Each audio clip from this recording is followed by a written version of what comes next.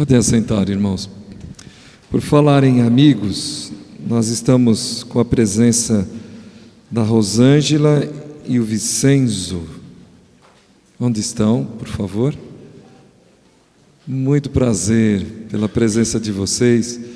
Eu vou pedir à nossa irmã Adelaine que dê um abraço. É mãe e filho? Sejam bem-vindas.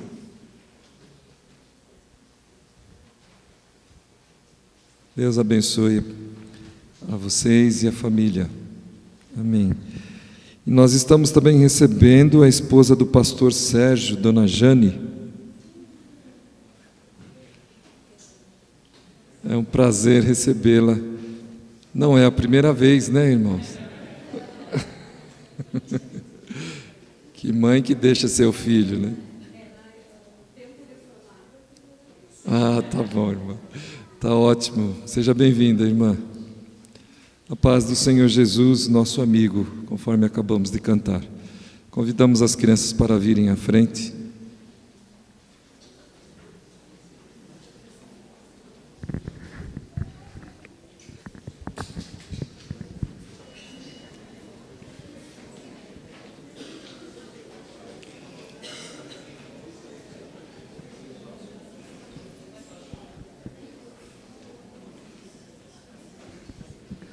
Irmãos, estão contentes? Amém? Que bom. Então vamos orar com os nossos filhos. Eu vou pedir para que uma mamãe venha à frente.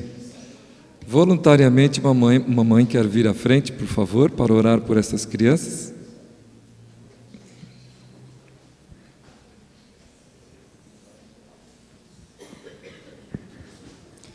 Eu me recordo de Ana orando, pedindo a Deus, sussurrando, derramando-se na presença do Senhor por um filho que ainda não tinha, mas ao ouvir o Senhor a sua oração, ele atendeu aquele clamor.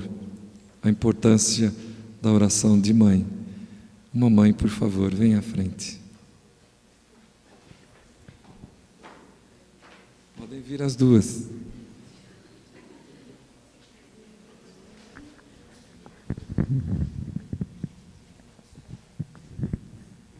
Vamos orar.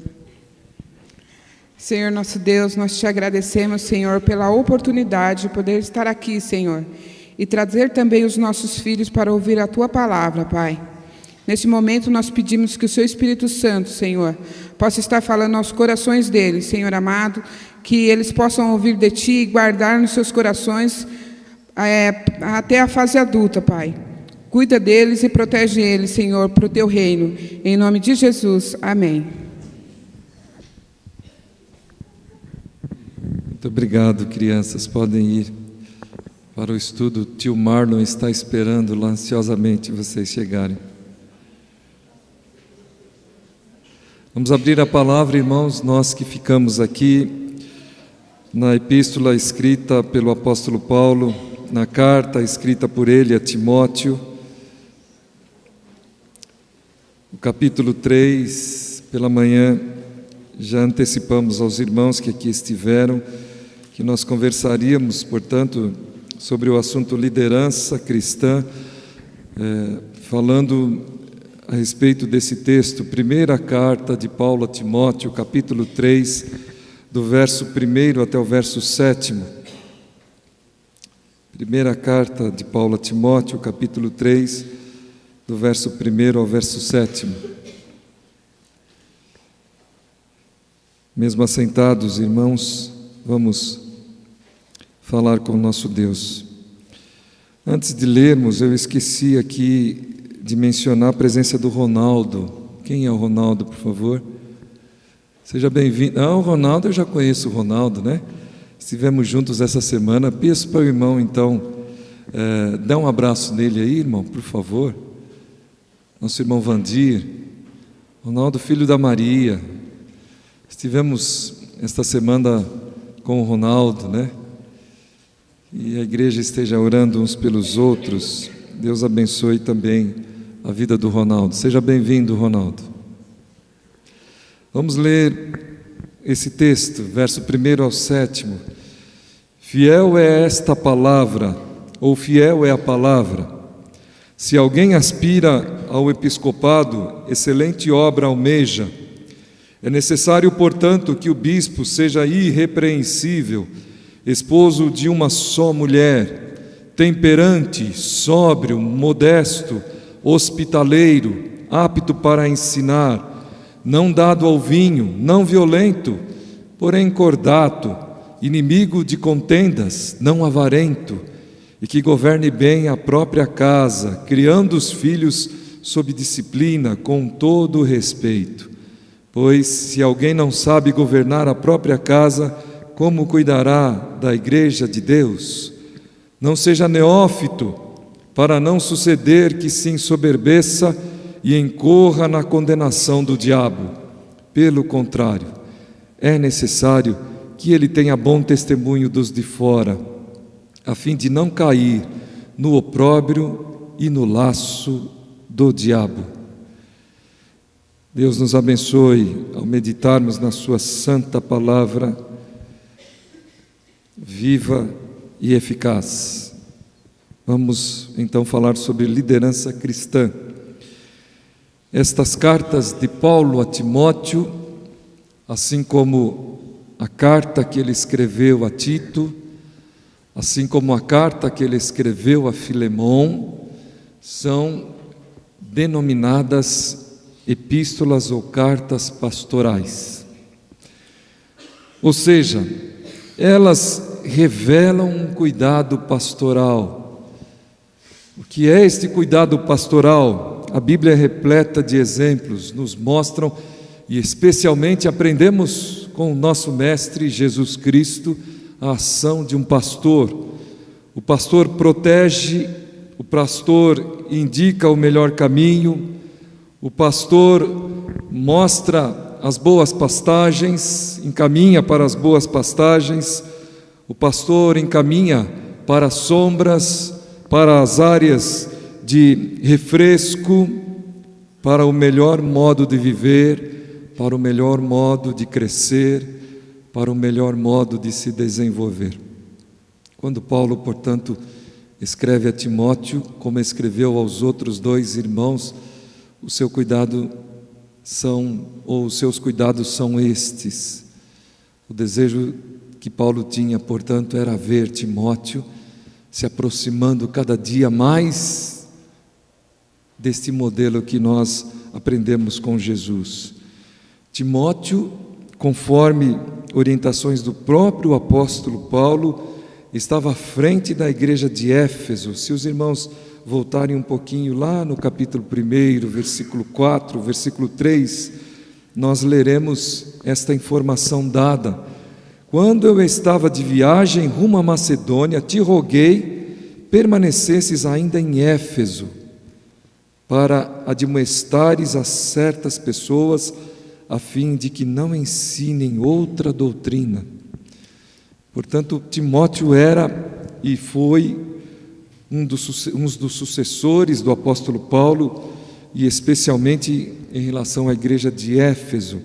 Atos 19, 17 registra o diálogo entre Paulo e alguns poucos discípulos que estavam na cidade, na igreja de Éfeso, que se reuniam em nome da igreja, mas que ainda verdadeiramente não tinham contato pleno com Jesus. Se os irmãos observarem lá o texto, especialmente o versículo 3, perceberão que eles ainda não conheciam o batismo do Espírito Santo, porque eles tinham sido batizados a partir da pregação, do modelo da pregação de João Batista, que era o batismo do arrependimento. E até então, eles não sabiam que ao conhecerem a Jesus, ao se relacionarem, se encontrarem com Jesus, sobre eles viria o Espírito Santo. E é o que aconteceu. Se os irmãos lerem esse capítulo 19, poderão perceber isto. Então, nós encontramos lá um grupo pequeno ainda de servos de Deus. Nós ainda, irmãos, queremos registrar que em sua terceira viagem missionária, Paulo não só percebeu que aquela cidade de Éfeso era atacada pela decadência moral, como também pela cegueira e pobreza espiritual. Por isso, a igreja disse o seguinte: enchei-vos do Espírito, enchei-vos do Espírito. Na verdade, faltava sinais da presença do Espírito naquele lugar, naquela cidade. Era um povo que estava distante de Deus, distante da condução do Espírito. Então, quando ele fala a Timóteo, que era responsável, de certa forma, iniciando esse projeto, esse processo pastoral com aquela igreja, nós percebemos que Paulo está preocupado com esse estado da cidade. A igreja naquela cidade carecia de uma liderança que se diferenciasse em comparação às práticas e hábitos da cidade. A igreja precisava fazer frente e brilhar em uma cidade imoral, idólatra. Nós aprendemos com as Escrituras que na cidade de Éfeso havia o culto a Diana, a deusa dos Efésios, e nesse culto haviam situações muito contrárias ao padrão desejado por Deus através da sua revelação, através do testemunho dos seus. Então, irmãos, aquela igreja precisava de uma liderança, na verdade, movida por amor. Por isso que nós lemos o que ele fala no versículo 1. Se alguém aspira ao episcopado, excelente obra almeja. O episcopado, nós aprendemos que é o líder, é uma supervisão. Em alguns momentos nas Escrituras tem o mesmo valor da expressão presbítero. Então nós podemos compreender que o apóstolo está recomendando que aqueles que desejam, portanto, agir nesta área, nesta ação, nesta atividade, sejam entendidos como aqueles que têm um bom desejo, uma boa intenção, um bom interesse, chama até de nobre aqui o texto a respeito dessas pessoas. Irmãos, escrevendo a 1 Coríntios, capítulo 12, versículo 31, Paulo orienta que aqueles que querem trabalhar devem manifestar interesse. Ele ainda diz assim: desejo. As pessoas que querem trabalhar na obra do Senhor devem buscar. Nesse texto ele fala: procurai os melhores dons. Em sua carta aos Efésios, capítulo 4, versículo 12, Paulo indica que o resultado do serviço dos santos é o seu aperfeiçoamento e igualmente o aperfeiçoamento daqueles que estarão se relacionando com eles, porque verdadeiramente Deus os capacita para agir, interagir, para abençoar pela dádiva do Santo Espírito na vida dessas pessoas. Servir ao próximo e especialmente à igreja é destacado pelo próprio Senhor Jesus. Eu peço aos irmãos que relembrem o livro de Mateus, capítulo 20, versos 26 a 28. Nesse trecho, o versículo 26 é destacado porque Jesus diz assim: Jesus diz que quem quiser ser grande, seja este o que sirva. Ele, portanto, nos capacitará a servirmos. Deus nos capacitará a servirmos. Desejar servir, portanto, deve ser a nossa intenção na obra que o Senhor realiza sobre a face da terra. Desejar servir na igreja, como diz aqui, é uma postura excelente. Escrevendo a Timóteo, nesse primeiro versículo, o apóstolo Paulo, a mentalidade do líder, no caso aqui citado pelo apóstolo, é a de que sua liderança não atende a seus interesses próprios, mas ao de outros.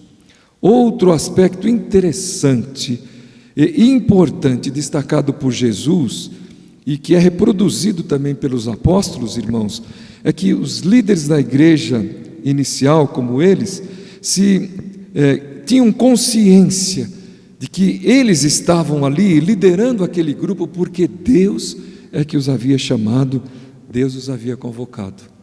E é claro isso quando Jesus diz assim para os discípulos: não foste vós que me escolhestes, mas eu escolhi a vós.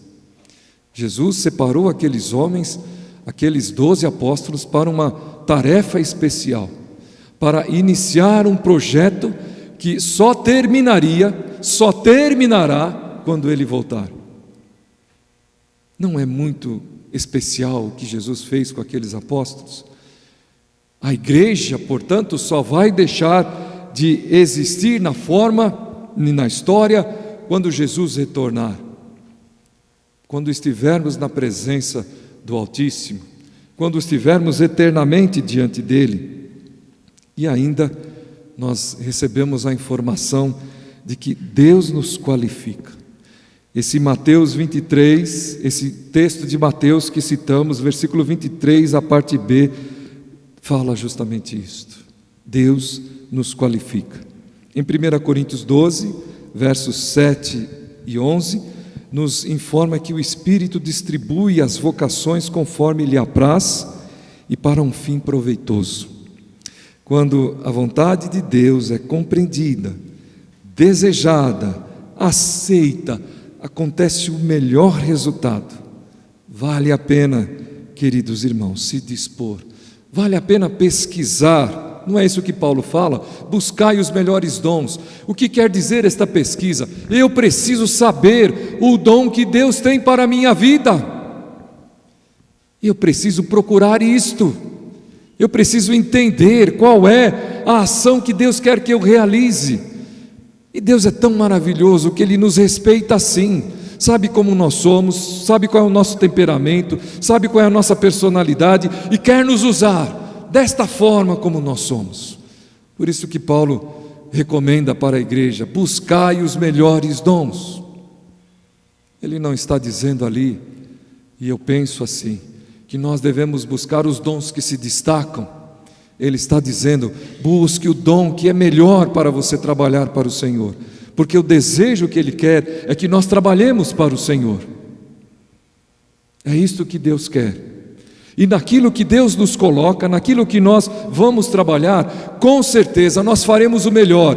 E o benefício não será só nosso, mas o benefício será da igreja, será do corpo e por consequência será do mundo. Porque a igreja influenciará, porque a igreja abençoará o mundo. Então é desta maneira que nós devemos compreender este chamado de Deus para servir. Esta observação tão especial que Jesus faz. Irmãos, é importante que nós aprendamos isso. Nesse mesmo trecho de Jesus com os discípulos, Jesus faz questão de destacar o seguinte: o mundo não é como a igreja. Ele diz lá: no mundo vocês terão líderes, vocês terão chefes, e eles farão isso e aquilo outro. Não é assim entre nós, Jesus diz. Não é assim no meio do povo de Deus. Então é importante que nós saibamos disso, que nós aprendamos isso e que nós vivamos isso na nossa vida de igreja. Sejamos líderes, porque todos nós o somos, porque todos nós somos chamados para fazer discípulos. Sejamos líderes que entendam o chamado do Senhor para aquilo que nós devemos fazer. Vamos para o segundo ponto. A liderança se assenta em vários predicados. Pode ser um, mas ela se assenta em vários predicados também. Quando, irmãos? O que nós comentamos a respeito da igreja de Éfeso? Uma grande marca dos nossos dias é a fuga da condição de liderança. Se nós perguntarmos, e não precisa responder, quantos discípulos nós temos? Quantos discípulos eu já fiz? Eu creio que, para vergonha nossa, muitos dirão: eu não tenho nenhum discípulo. Talvez falta de compreensão adequada, ou uma realidade, uma dura e triste realidade nas nossas vidas. Porque nós devemos ser discipuladores, nós devemos ter discípulos.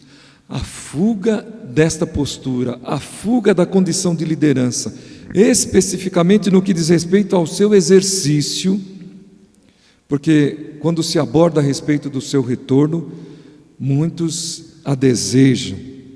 especialmente quanto aos benefícios consequentes para o próprio trabalhador. Quando esses benefícios são de honrarias, muitas vezes nós o desejamos, até mais do que o benefício que ele produz em terceiros, ou na coletividade, ou nas pessoas com quem nós nos relacionamos. Nesse instante, nós sabemos que nosso interesse é grande, que nós vamos nos interessar. Mas aos que são concedidos a prática ou ao praticante da liderança, e depois aos beneficiários, não pode ser separado de um pacote total estabelecido e desenvolvido por Deus. Nós nunca vamos gozar somente dos benefícios pessoais. Juntos virão os benefícios de terceiros, e virão também o nosso labor, a nossa dedicação, a nossa entrega. É assim que o pacote estará completo. Não haverá um pacote com ausência de um desses 3 pés. Não há como se ter um sem o outro. Éfeso era uma das maiores cidades do litoral do Mediterrâneo, progressista, rica e idólatra. Imaginem estas qualificações. Imaginem a quanto distante esta cidade poderia estar de Deus. Praticavam-se nela torpezas e culto a diversas divindades, sendo a principal o culto à deusa da fertilidade, que era Diana, onde práticas sexuais ocorriam durante os cultos. Timóteo e os líderes da igreja precisavam guardar e cultivar certos valores, irmãos, próprios daqueles que querem influenciar o seu contexto. Vejam só, o que acontecia em Éfeso? Tudo o que é relacionado pelo apóstolo como requisitos básicos para o desenvolvimento de uma boa liderança, como ele diz aqui, era o contrário daquilo que acontecia na cidade. Querem ver o que acontecia na cidade? Vamos lá, capítulo 3, versículos 2 em diante. É necessário, portanto, que o bispo seja irrepreensível, talvez aí muito genérico, né? Não dê para a gente compreender, mas logo em seguida veja o que ele diz: esposo de uma só mulher. O que acontecia na cidade de Éfeso? Havia homens que tinham mais de uma mulher, mais de 2 mulheres, que praticavam, portanto, o seu casamento com mais de uma mulher. O que mais? Temperante. Havia, portanto, na cidade de Éfeso, hábitos e costumes que extrapolavam, que iam a extremos, que iam para lá, que iam para cá, que excediam a um padrão adequado, moderado de existência e de comportamento. Sobriedade. As pessoas se perdiam nas emoções. Modesto. Por ser uma cidade tão importante desse início da era cristã e do primeiro século, por certeza, serem pessoas que entendiam o culto a uma deusa especial, uma deusa que produzia, uma deusa que trazia frutos. Por certo, havia ali muita prepotência, muito orgulho. Hospitaleiro. Por certo, as pessoas tinham dificuldade de se relacionarem umas com as outras. Apto para ensinar. Irmãos, uma cidade que vivia tudo isso precisava realmente de ensino, precisava de conhecimento, precisava de entendimento. Não dado ao vinho, porque Paulo escreve em Efésios capítulo 5, versículo 18: não vos embriagueis com vinho, onde há dissolução, mas enchei-vos do Espírito. É porque eles se perdiam. Em nenhum momento a palavra, queridos irmãos, nos faz pessoas distantes 100%, por exemplo, do álcool. Mas o que ela pede de nós é domínio. O que ela pede de nós é um controle. O que ela pede de nós é entendimento sobre as coisas boas da existência. O que ela pede de nós é compreensão sobre aquilo que Deus faz e que deve ser usado para a glória dele. O que tinha mais lá, irmãos? violência, o presbítero, o bispo, o episcopo deveria ser não violento. Por certo, muita violência, quando há o domínio, por exemplo, de algo que tira a sua razão, que tira o seu controle, por certo, violência devia estar presente. O que tinha mais lá, contendas, uma coisa vai levando a outra. Está presente contendas. O que tinha mais lá, avareza. Vejam que são coisas que acompanham a humanidade ao longo da história. O que tinha mais lá, queridos irmãos, casas que não eram bem administradas. E é isto que o texto está nos ensinando. Os líderes, portanto, deveriam observar o que estava acontecendo em torno de si. Irmão, liderança da igreja, o discípulo, aquele que influencia, aquele que recebe a dádiva da presença do Espírito, olha para o que está acontecendo em torno de si, olha para o que está acontecendo com o seu vizinho. Nós vivemos um tempo onde a gente não quer se meter com a vida do vizinho. Nós vivemos um tempo onde a gente não quer, de forma alguma, que os vizinhos se intrometam na nossa vida. Nós sabemos como é isto, mas nós somos chamados para influenciar, nós somos chamados para brilhar, nós somos chamados para temperar.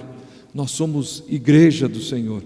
A igreja precisa de pessoas, de mulheres, de homens que tenham esta visão, que consigam olhar o seu tempo e que leve o povo, e que leve os remidos, os salvos pelo sangue de Jesus, a influenciar nessa nossa terra, a influenciar no nosso bairro, na nossa cidade. Nós precisamos influenciar, irmãos. Nós precisamos brilhar onde nós estamos. E se esses atributos, ou se esses predicados são citados aqui, é porque verdadeiramente estas coisas tinham em falta lá na cidade de Éfeso, e aquela igreja precisava liderar aquele lugar.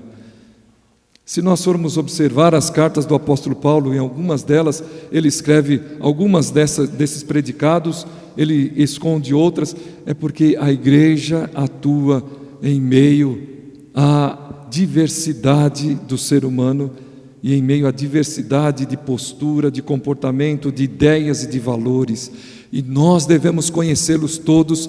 Por isso que o Senhor diz: ide por todo o mundo e se espalhem por todo o canto da terra, em todos os lugares, e lá conheçam a natureza, a característica, o que faz o ser humano naquele lugar.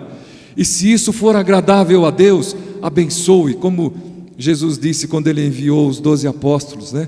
Se a casa que vos receberdes, vos receber em paz, deixe lá a sua paz. Se ela não vos receber, leve consigo a sua paz. Nós precisamos, portanto, abençoar, aprovar comportamentos adequados. Precisamos bater palma para comportamentos adequados, porque estes glorificam a Deus. Mas quando não for assim, nós precisamos confrontar. E curiosamente, a palavra nos ensina um modo desse confronto que nós nem sempre estamos dispostos a fazê-lo, porque na verdade muitas vezes isso se volta contra nós. Então ele termina o texto, e com isso eu quero despertar nos nossos irmãos esse terceiro aspecto, que é uma liderança calejada, né?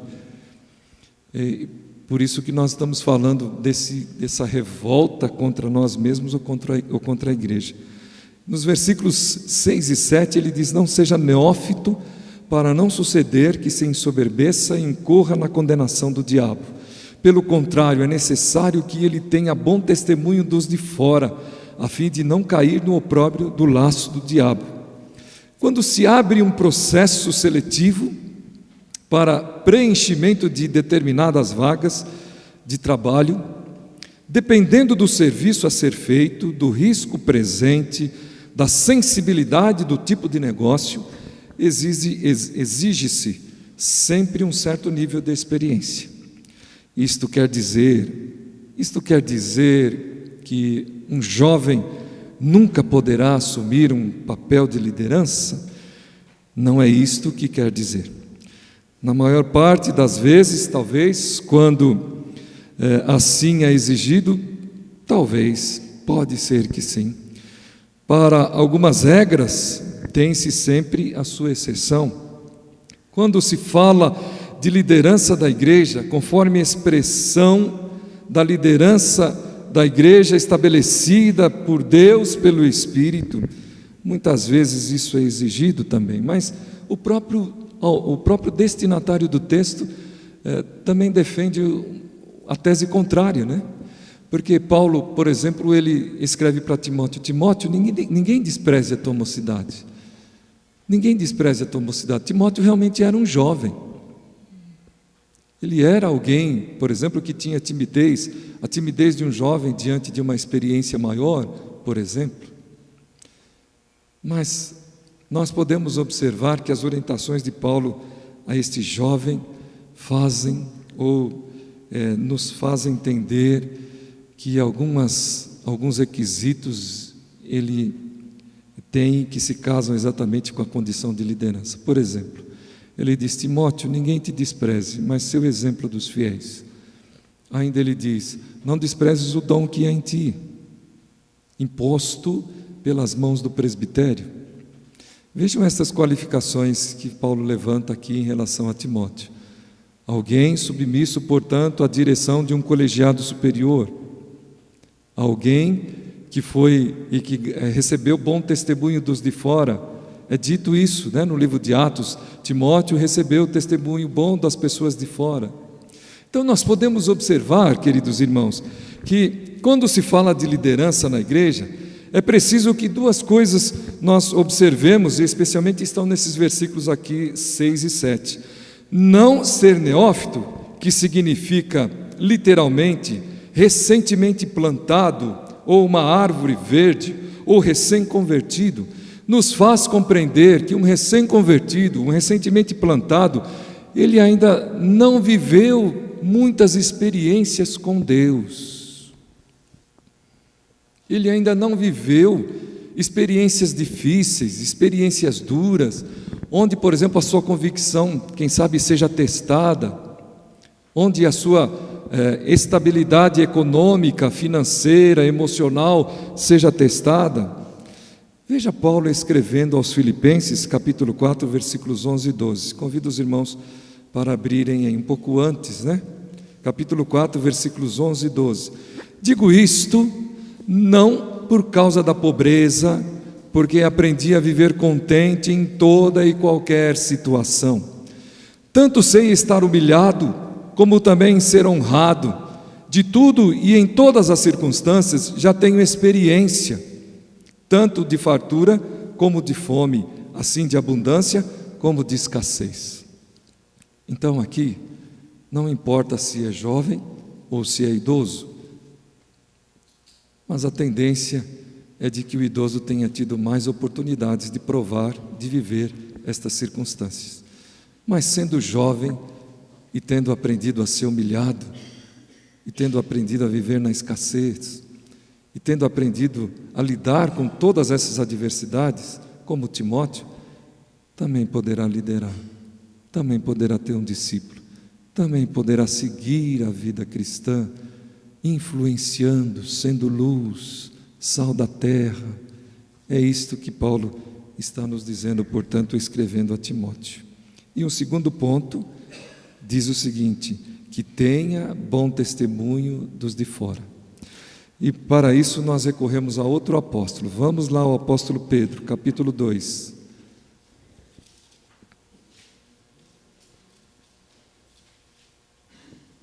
Apóstolo Pedro, primeira carta, capítulo 2, versículos 11, versículos 12 e 16. E 3,16, vamos lá, capítulo 2, versículos 11 e 12.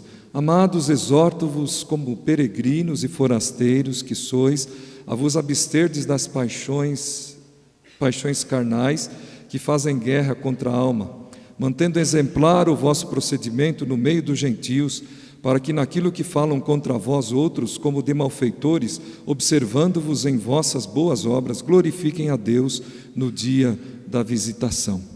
E ainda capítulo 3, versículo 16.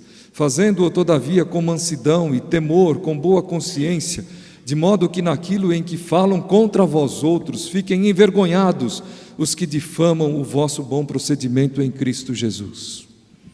Prestaram atenção? Bom testemunho dos de fora. É preciso que isso aconteça. Timóteo tinha bom testemunho dos de fora. A palavra registra isso. E nós sabemos que a liderança deve desenvolver este patamar de ação, este nível de ação. O grande cuidado que Paulo tem aqui com o seu discípulo, com o seu jovem, é que ele não caia no mal de Satanás. E o mal de Satanás é condenação para aqueles que nele caem, porque é a soberba, é a vaidade, é a prepotência, é o orgulho. Nós sabemos que Deus existe a estes. Então, queridos irmãos, para concluir a nossa palavra, nós estamos falando com a igreja sobre liderança, e fica aqui o nosso convite para todos os irmãos que estão aqui. Eu tenho vivido momentos agradáveis na presença de Deus ao debater esses temas, esses assuntos. Eu creio que Deus vai fazer grandes coisas no nosso meio, que Ele vai fazer realmente a sua obra acontecer a partir de nós, e nós vamos mudar o quadro que quem sabe hoje nós vivemos. Se já está bom, vai ficar melhor. Se está melhor, vai ficar nos trinque, como dizia um ator de novela do passado, chamado Fulvio Stefanini. Os irmãos se lembram? Acho que só os mais velhos aqui, né? A Isabel lembra, não lembra, Isabel? Desculpa, não estou te chamando daquele tempo, viu, Isabel? É que eu estou te vendo aqui hoje, e é um prazer tê-la aqui. Fica nos trinque, queridos irmãos, servirmos a Deus num ambiente onde o Senhor tenha prazer de estar vivendo, de estar participando. E é isso que Ele quer. Lembram-se do Salmo 133? Lembram-se do Salmo 133? Recitem aí, por favor. Ó, quão bom e quão suave é que os irmãos vivam em união. É como óleo precioso que desce sobre a barba de Arão, pelas suas vestes. É como o orvalho de Hermon. Que mais? Sobre os montes de Sião. E termina a sua bênção e vida para sempre. É isso que nós queremos, e é isso que eu creio vai acontecer no nosso meio. Deus assim nos abençoe, e o convite a todos vocês é que vivam esta vida, é que gozem estas bênçãos, e que influenciem esta cidade de Jundiaí, influencie a sua rua, influencie o seu condomínio, influencie o seu bairro, brilhe aonde você estiver. E quando a luz estiver ofuscada, liga para um irmão e peça para ele, ore nesse instante, porque a luta está difícil. E ele vai orar e a sua luz vai brilhar, para a glória do reino de Deus, do nosso Senhor Jesus. Amém.